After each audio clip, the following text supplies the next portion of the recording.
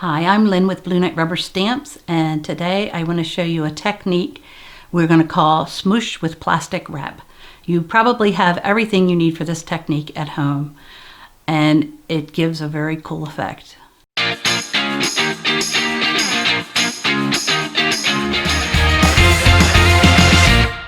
So I want to show you the smooshing with plastic wrap technique, and I played around with it and didn't really love the results, so I added pan pastels and did my own thing, and I was pretty tickled. So this is just what I've had in my drawer forever in my kitchen. So I've already pulled off my little piece here. So we're going to start with our paper, and I like to use this post-it tape. I know some people have a purple tape, and it also helps if you have something with a grid on it to figure out where you want your water to end, and then you can get it so that it's straight and not on a diagonal, at least not too bad.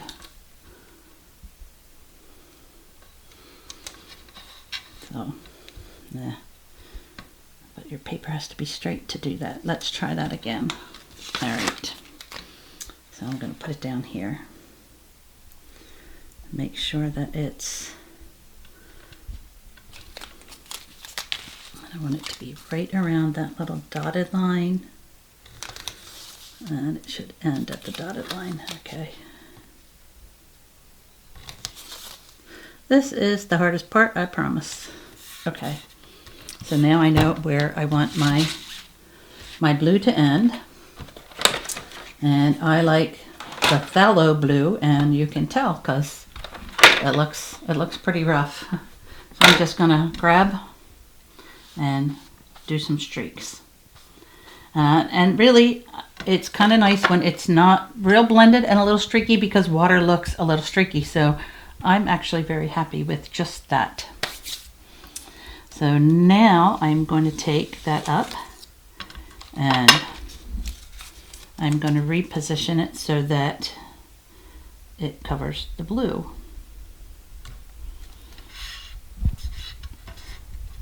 So now I'm just going to put a little bit of blue in the sky, and that'll be the turquoise.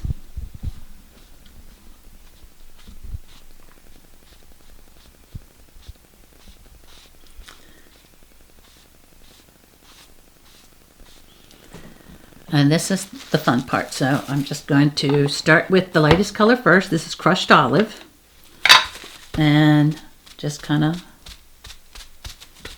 very randomly dab all over.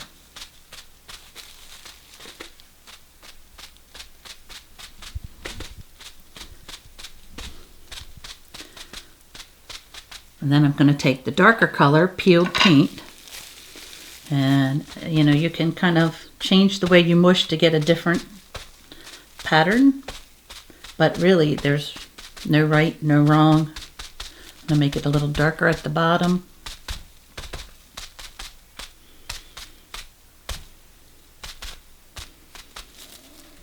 And then I'm going to peel my tape up.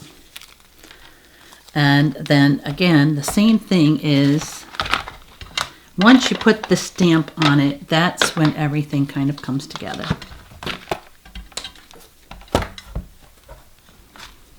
So we're going to use Gone Fishing, one of our new releases.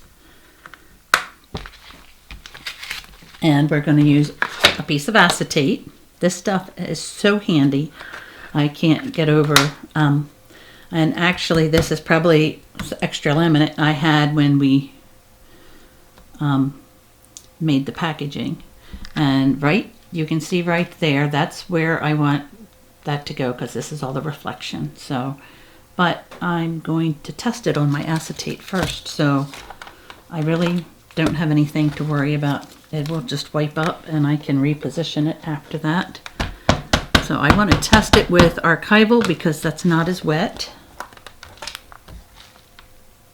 And I'm actually pretty happy with that because he's sitting in the water.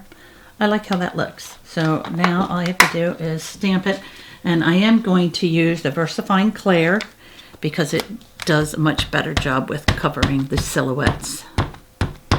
Using my ink pad handle, so I don't have to worry about fumbling.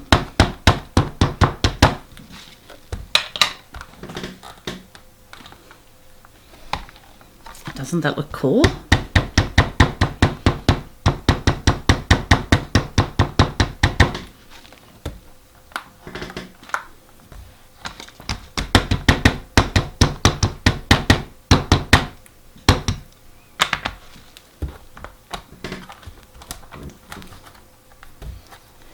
Okay, and it's just about done. So if I wanted, after it dried, I could try to do a little bit more shading with the darker blue and just make it a little darker around the boat.